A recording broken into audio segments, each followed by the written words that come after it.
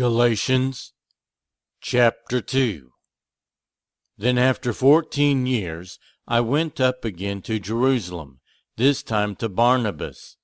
I took Titus along also. I went in response to a revelation, and, meeting privately with those esteemed as leaders, I presented to them the gospel that I preach among the Gentiles. I wanted to be sure I was not running, and had not been running my race in vain. Yet not even Titus, who was with me, was compelled to be circumcised, even though he was a Greek. This matter arose because some false believers had infiltrated our ranks to spy on the freedom we have in Christ Jesus, and to make us slaves. We did not give in to them for a moment, so that the truth of the gospel might be preserved for you. As for those who were held in high esteem, whatever they were makes no difference to me. God does not show favoritism. They added nothing to my message. On the contrary, they recognized that I had been entrusted with the task of preaching the gospel to the uncircumcised, just as Peter had been to the circumcised.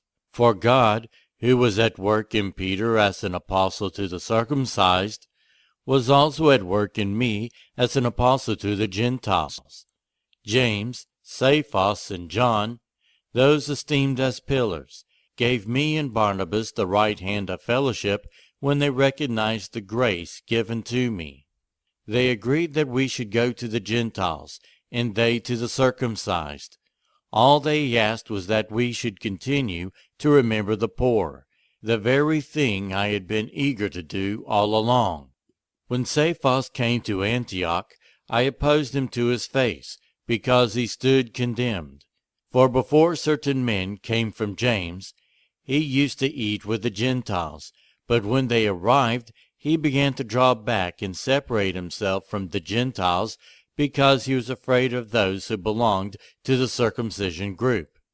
The other Jews joined him in his hypocrisy, so that by their hypocrisy even Barnabas was led astray. When I saw that they were not acting in line with the truth of the gospel, I said to Cephas in front of them all, "You are a Jew, yet you live like a Gentile and not like a Jew. How is it then that you force Gentiles to follow Jewish customs?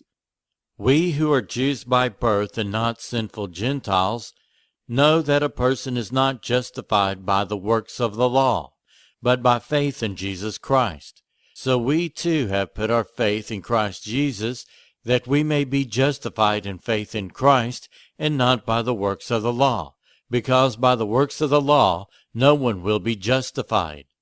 But if, in seeking to be justified in Christ, we Jews find ourselves also among the sinners, doesn't that mean that Christ promotes sin?